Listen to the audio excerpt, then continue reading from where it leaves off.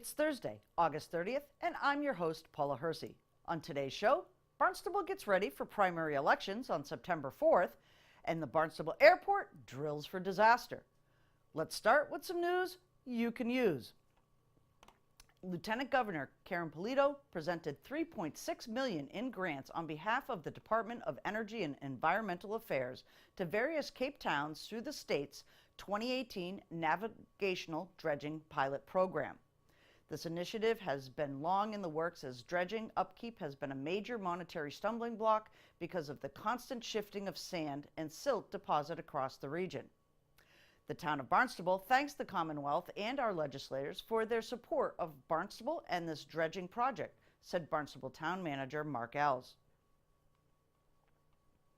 The funding from the Navigational Dredging Pilot Program will help improve the recreational, environmental, and economic value of our coastline and estuaries.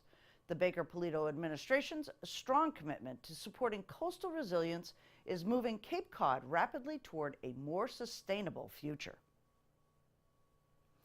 From the original 76 trees slated to be cut down on 6A in the Old Kings Highway District in Barnstable, just 34, diseased or decayed, will be taken down.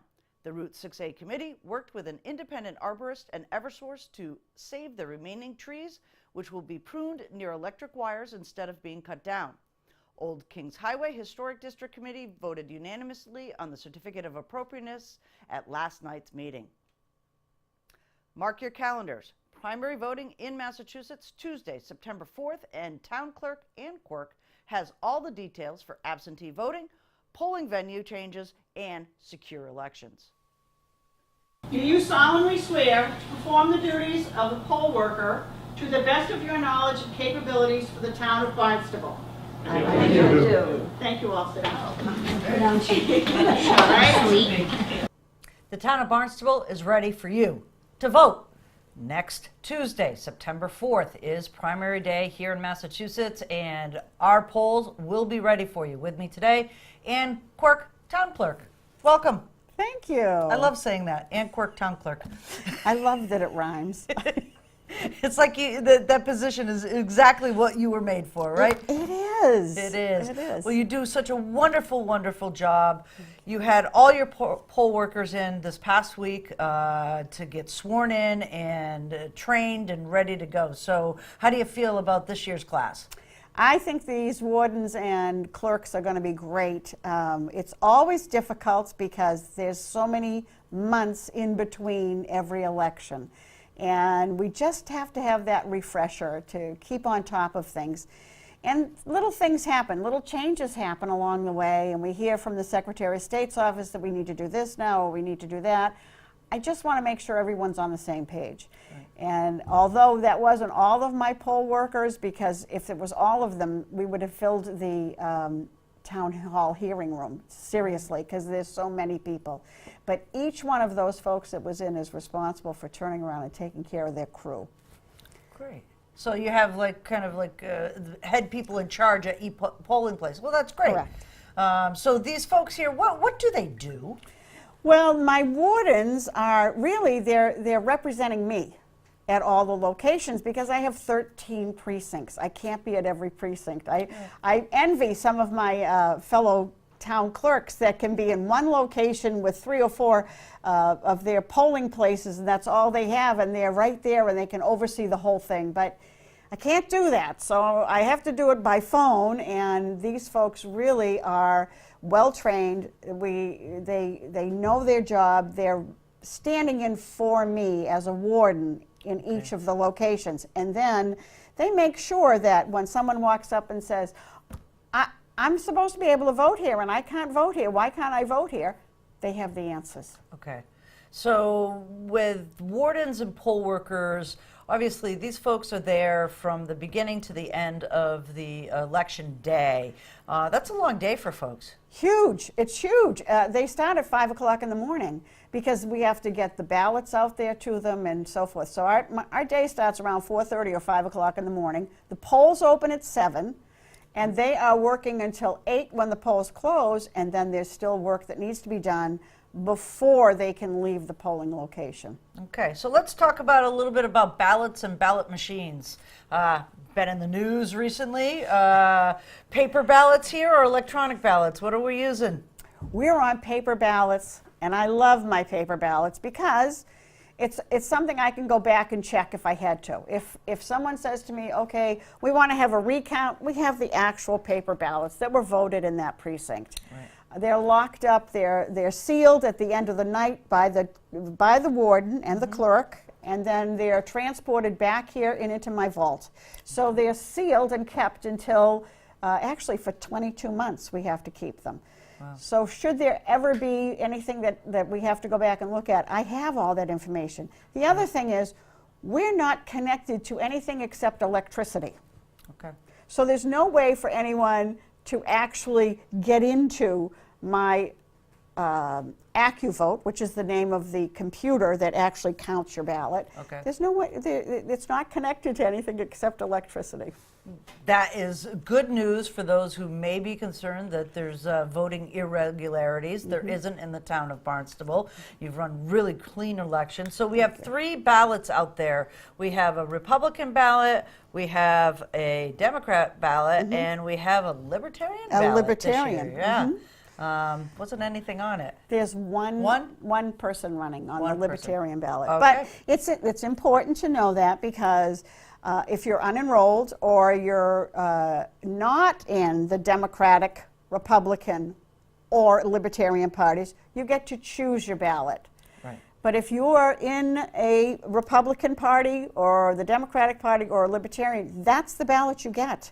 Right. And it is something that, as I try to make sure that all the wardens know, it's a cross-check.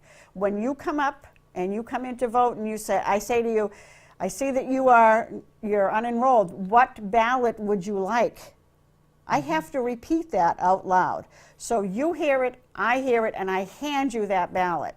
And that's important as a cross-check or a check and balance of what we're doing and what we're handing out. Right. So unenrolled can go in and choose any of those 3 ballots, actually. That's right. But if you're enrolled as a Republican or a Democrat, you're going to take the ballot of your party. That's exactly correct. Excellent. And the poll worker will make sure that they repeat that so there's no mistakes. And they have to actually write it down on the voting lists that they have. And Okay. the reason for that is because then it has to come back to me, and we have to put that back into the voter registration information system so that the state knows that I had X amount of ballots that went out, I have X amount of ballots that were not voted, and this is how they were voted. Great. So let's talk. Voting's already kind of happening here. Absentee ballots were available a couple weeks ago for folks, but there's a deadline for those. Absolutely. This Friday, the 31st, 5 p.m., we close the doors. That's it. We cannot accept any more requests for absentee balloting. Okay. So if you've got an absentee ballot, you got to get it mailed back. What happens to those? They all come back to the office, hopefully, and then we have to cross-check them on our voter list, and we bring them out to the polling locations on Election Day. And the warden makes sure they get fed through the AccuVote machine. Okay, so August 31st is the date, no more after that, and that they have to be here by Election Day, September 4th. Yes, so Okay. if they're planning to mail them, they really better get them to us as quickly as possible because there's not going to be any mail on Saturday, Sunday, or Monday. Right, long weekend. It's a start of a kind of a strange polling and voting, you know, the day after Labor Day. So last thing we want to talk about, because we really want to make sure that folks that are voting in the physical premises know where they're going. We've had 3 precincts change venues this year. We want to make sure that everybody shows up at the right place. So let's start. Precinct 1 was where and is going to? It was at the West Barnstable Elementary School. Okay. And it is now at the Zion Union Church at 805 Addicks Lane in Hyannis. Okay. So that's a definite change. So instead of West Barnstable, you're over into Hyannis for that voting. It's the Zion Church at the end of Addicts Lane. Right. Excellent. Okay. And then my favorite, the Millbillies. Where are the Millbillies going to vote this year? Where were we and where are we going? We were at the commonly referred to as the BUE, the Barnstable United Elementary School. We are now at the Seventh-day Adventist Community Building. So when you look from Route 28 at the Seventh-day Adventist Church, they have a big building to the left, and that's where we're voting. They have a huge parking lot. We're going to have a police officer on duty all day long from 7 a.m. till 8 p.m. for people to turn in and turn out of that onto 28. Okay. Us Millbillies know there's a back way off of Osterville, Barnstable, too. Avoid 28. So you said polls are open 7 a.m. to 8 p.m. Correct. I'm standing in line at 8 p.m. Do I still get to vote? Yes, the police officer will stand right behind you, and you're the last person to vote. Okay. Are you ready? I'm ready. You're ready. I hope everybody in Barnstable is ready to vote. We are going to have the day after Labor Day. I know it's a tough day for folks. Kids are back in school, but it's really important. This is primary day in Massachusetts. Excellent. Yes. Thank you, Ann. Thank you. Barnstable Municipal Airport will conduct an in-depth exercise involving safety protocols via a full-scale emergency drill on Wednesday, September 5th at 5 p.m. at two separate locations, Airport Grounds and Lewis Bay in Hyannis. Barnstable Municipal Airport Manager Katie Service and Hyannis Fire Chief Peter Burke joined us in studio to convey the importance of this drill to their organizations and to let the public know what they can expect in the area of the drill. What would happen if the airport had a mass casualty incident? What agencies would respond to that, and how would they handle it? With me today, Chief Peter Burke from the Hyannis Fire Department and Barnstable Municipal Airport Manager Katie Service. We're going to find out. There's a drill happening. There is. That's right. September 5th, 5 o'clock at the airport and Lewis Bay. Both entities will be testing their capabilities to respond to a mass disaster at either location, either in Lewis Bay or the airport. So let's start with the airport, Katie. Tell us why this drill is happening. Well, I'll give you the backstory. The reason why we do the drill is because we need to maintain or adhere to our federal regulations as a certified airport. So under the Federal Aviation Administration, we are required to conduct numerous types of drills to make sure that our first responders on the airport are capable, they're ready to respond to an incident should occur on the airport, and to just test our communications, test our capabilities, and overall just test how every situation and how we could respond to that situation. Training, training, training. Training, training, training. And talking about this, it's not just your two entities that are involved in this. There's several others as well, correct? Correct. Right. Okay, so the airport, just a little bit of background, the airport are the first responders to anything that occurs on the airport facility. Hyannis Fire is always right there to work with us as soon as that alarm goes off. So our folks get into their trucks. We have 3 trucks at the airport that are fire equipped to be able to handle that. They get into the vehicles, they go out to the scene, and Hyannis Fire is at the gate right away. As soon as Hyannis Fire comes on board, they work with the airport staff to assess the scene, to determine what the needs are, and we work as a team.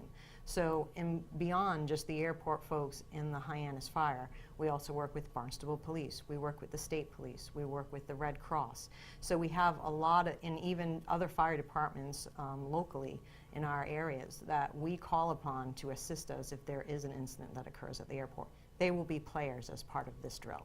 okay, so this drill is really important for Hyannis Fire Department as well as the broader town fire departments that are out there. And you're adding a component of water this year. Sure. So a lot of the air traffic goes over on Nantucket Sound, obviously, and we know that's a challenge. Obviously, should an aircraft go down there. So one aspect of the exercise this year will be a simulated aircraft down in Lewis Bay. So when you talk about an aircraft down in the bay, there's a whole lot that happens there.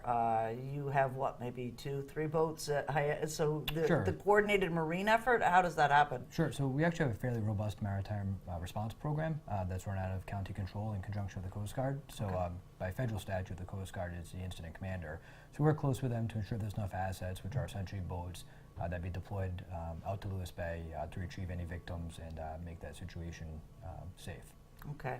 And the third component of this that folks probably aren't really considering is the emergency, what happens to the victims. So there's people that are going to play the victims. You have volunteers that are Yes. playing Correct. victims? Yes, so we have volunteers, and we use the volunteers so that the fire department, so the airport and the fire department that's responding, and EMS that's responding, we try to make it as real-world scenario as possible. So we do use volunteers as victims so that we can identify victims that need to go to the hospital. Cape Cod Hospital is also a player in this event. So they're testing their own capabilities to deal with a large disaster of this kind, and how they will have patients and incoming patients, and how they will deal with an influx of over 40 people coming to the hospital, and how their staff will handle a crisis like that. Right. And the airport's grown, obviously, in aircraft. So, you know, JetBlue is coming in now. Retrix has got some of the larger planes. So this is really a test of a lot of capabilities for some of these larger planes that carry more passengers. Correct. So the Federal Aviation Administration requires that we put a drill like this and test ourselves for the inevitability of the largest aircraft. So at this point in time, that is the, you know, for instance, the JetBlue aircraft that comes in. That's our largest aircraft. But what a lot of our residents in CUNY are not aware of is that we do have a lot of corporate aircraft that are just as big as the JetBlue aircraft coming in, or an aircraft of 100 passenger seat, you know, anywhere between 50 and 100 passengers. So not only do we deal with those commercial service aircraft that we're preparing for, we're also making sure that we can respond to any incident, whether it be a 2-passenger, 4-passenger, 50-passenger aircraft. Whatever the size aircraft, it is still a response to be able to identify how we're going to deal with that situation. If there's a fire, if there's passengers that are stuck in the aircraft, how are we going to extricate those passengers? So it just gives us the opportunity to look at the gamut of aircraft that are coming onto the airfield and how we deal with each one differently. Okay. An enormous amount of planning, Chief. You had some folks that were part of that team to plan. Tell us about it. We did, yeah. We're really fortunate. We have Captain Mark Story and firefighter Pete Nagorka, both who have a background in aircraft firefighting, took the lead as what's called the exercise directors.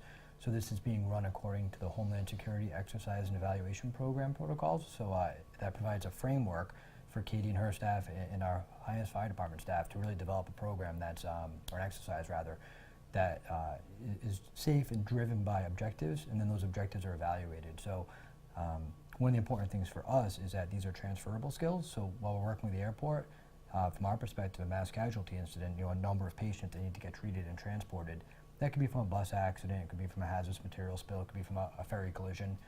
In this instance, it's an airport. So we get a lot of value from this training exercise. So an enormous amount of work went into it to make sure that all the moving parts are together and safe. There will be some simulated fires on the airfield, so there's a lot going on, but we're really fortunate to have a great team working on that. And earlier this week we did a tabletop walking through the scenario and the evolution to ensure that there aren't any kind of unforeseen circumstances. So we're really excited, I think, and we have a great plan. Right. And the main thing, and I agree with Chief Burke, because the main thing is to get our groups together so that if something does happen, I know the faces of the emergency response team that I can go to and I can ask for help. And that's the key thing, is to have these meetings and to have that opportunity to work with the people that you're going to see out there in the field if this ever occurs in this area. So to have those connections, to meet with those people on a regular basis is key to being able to serve the community better and be able to respond to an incident should it happen. Right. And this is, what, 6 months planning? We started planning in March. There's a lot of planning, background planning to make sure that, for instance, what radio communications are we going to use? What frequencies are we going to use? What will be the protocol if there were a real-world incident? What's the protocol for bringing the victims or the volunteers to the hospital? So all of these moving parts had to be fleshed out. You know, our staff has a checklist. What do we need on the airport to be able to do our functions for the disaster zone? I'm sure the chief and his folks have a checklist for Lewis Bay. Right. So it's the planning for it is quite large, and I have to say, thank you to the Hyannis Fire Department for their assistance, because we just all worked very well together in making this come together. That makes me as a resident feel really, really good. And let's talk about what residents can do to help this be successful.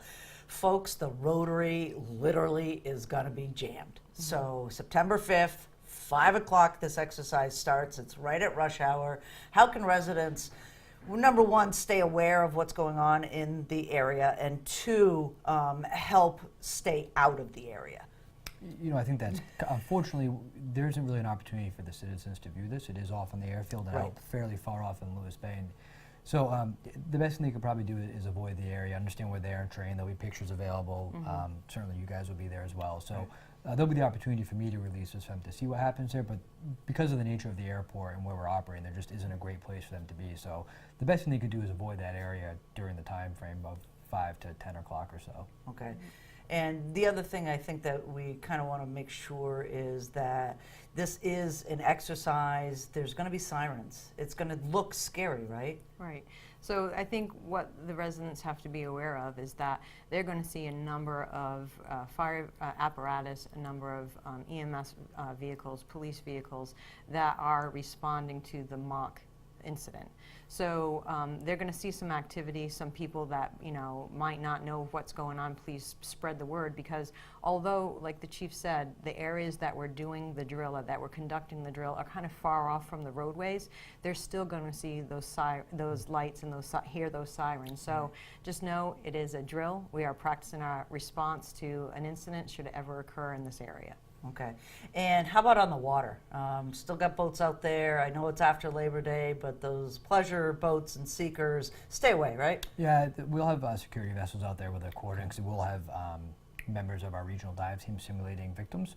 So we'll have people in the water, and the rescue boats will be searching for them and then removing them from the water. So there'll be security vessels keeping the area clean. We're going to be outside the ferry channels. We won't be anywhere near where there should be any other boating activity. So yeah, certainly we just ask recreational boaters to steer clear of the area. And I should also mention as well, as much as the airport and Hyannis Fire working really closely with Barnstable PD and other agencies, we do have the other 4 fire districts participating, as well as Yarmouth Fire, and then a variety of other fire departments who are sending specific assets or ambulances and engines. So this is, I believe last night we figured about 15 or so fire companies operating. So it is sizable. So Katie's absolutely right. There's going to be a lot of activity there. So we're certainly thankful to all those other agencies for their assistance as well. Right. And I'm glad that Chief Burke just mentioned that, because one of the things I failed to mention was Red Cross. Red Cross are practicing their family support center. So they are going to evaluate how their people and their staff respond to an incident should it occur. So they're actually testing their own people on how they're going to handle a situation that's a mass casualty, and how they will deal with the influx of family, friends, and people that are just interested in learning more about the incident. Right. So they're going to be practicing that. Our airlines are going to be working with them and arriving at their location, so that the airlines themselves can evaluate their people on how they would respond to a situation like this. Because if you think about it, if something were to occur like this, you have people coming to the airport, they're trying to learn information, their loved ones may have been on an aircraft. So you have an influx of people. How do you deal with that? Well, the Red Cross is there to help us deal with that, and the airlines have their own programs, so they're going to test that. Okay, so the tenants of the airport are actually going to be testing their capabilities Yes, as they well. are. Yep. Amazing. Just, you know, kudos to the team out there. I hope it's successful and that you get the training that you need, that our residents are so grateful for. Well, thanks for having us. Yes, thank you very much. Here's a look at the community calendar. The Cape Cod summer in the town of Barnstable is coming to a close, but there is still some time to stroll through seaside artist shanties and take home local artwork picnic along the harbor while listening to live music, or spend the day at one of Barnstable's outdoor festivals or special events. The summer season is in full swing and every day is an artful day. Check out www.artbarnstable.com for schedules and more information. Comments, suggestions, accolades? Connect with us on Facebook, email us, or send us an old-fashioned note by carrier pigeon. Channel 18 works for you. I'm Paula Hersey, and thank you for watching Barnstable Today.